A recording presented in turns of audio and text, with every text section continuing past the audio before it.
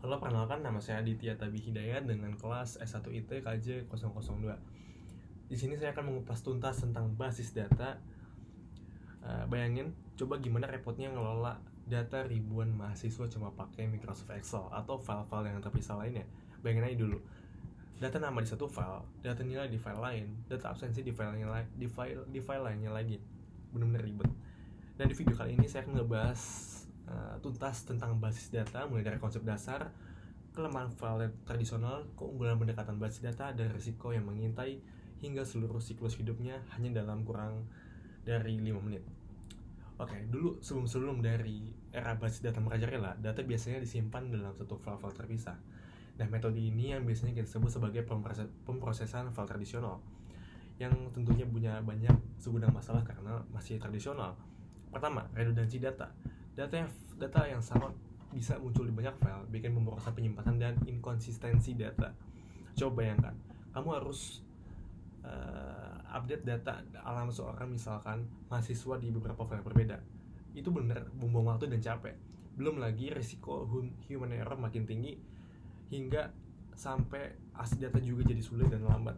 Karena yang namanya juga tradisional, mau cari data mahasiswa berdasarkan di peringkat tertentu, lama, harus buka dan cek satu persatu file, hingga integritas data pun rentan terganggu. Jadi gampang banget data rusak atau tidak akurat. Nah, lalu muncullah solusi jitu, yaitu basis data. Apakah value basis data itu? Bayangin lagi sebuah gudang data raksasa yang tertata rapi dan efisien. Basis data adalah kumpulan data terstruktur yang terintegrasi dan dapat diakses bersama-sama. Nah, data itu disimpan dalam tabel-tabel yang saling terhubung, kayak mirip seperti tabel di Excel, tapi jauh lebih powerful lah. Nah, relasi antar tabel ini meminimalisir redundansi data dan memastikan konsistensi, tidak seperti pada cara tradisional. Nah, untuk mengakses dan memanipulasi data, kita bisa pakai bahasa query seperti SQL. Ya, SQL kita bisa nyari data secara spesifik, misalnya dengan SQL kita bisa memerintah menampilkan semua mahasiswa jurusan informatika, misalkan angkatan 2022, secara cepat dan akurat. Nah, inilah keunggulan basis data yang sebenarnya hanya yang itu doang yang dipikirin sama banyak orang, tapi sebenarnya nggak itu doang. Ada namanya sharing data yang jauh lebih mudah karena semua data terpusat. Integritas data juga terjaga berkat relasi antar tabel dan aturan validasi. Nah, akses data lebih cepat dan efisien berkat bahasa query yang tadi SQL. Nah, keamanan data pun jadi lebih terjamin dengan sistem kontrol akses. Jadi nggak sembarang orang yang bisa akses data sensitif. Nah, jadi tapi seperti ini tuh seperti pedang bermata dua juga. Basis data sebenarnya juga punya resiko. Keamanan data juga bisa jadi sasaran empuk bagi para hacker. Seperti data breach bisa mengakibatkan kerugian besar, baik secara finansial maupun reputasi, yang lebih bahayanya lagi. Nah, selain itu juga implementasi dan pemeliharaan basis data butuh biaya dan keahlian khusus.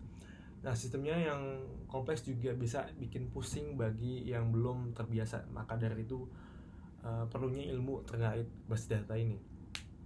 Nah, jadi basis data ini juga punya siklus hidup, mulai dari perencanaan, desain, implementasi, pengujian operasional, pemeliharaan, hingga akhirnya dipensiunkan. Tahap perencanaan meliputi identifikasi kebutuhan pengguna dan batasan sistem. Desain menentukan struktur database seperti table, atribut, dan relasi. Nah, implementasi melibatkan pembuatan database secara fisik, dan memastikan database berfungsi dengan baik dan menghentikan pelakuan ketika basis data sudah usang dan atau lagi tidak dibutuhkan. Nah, jadi kira-kira itulah terkait pembahasan kita tentang basis data, mulai dari konsep dasar hingga siklus seluruh hidupnya. Meskipun ada risiko yang mengintai, keunggulan basis data tetap jauh lebih besar dibanding yang tradisional, dan menjadi fondasi penting di era digital ini. Nah, semoga video ini bermanfaat. Sampai jumpa di video selanjutnya. Terima kasih telah menonton.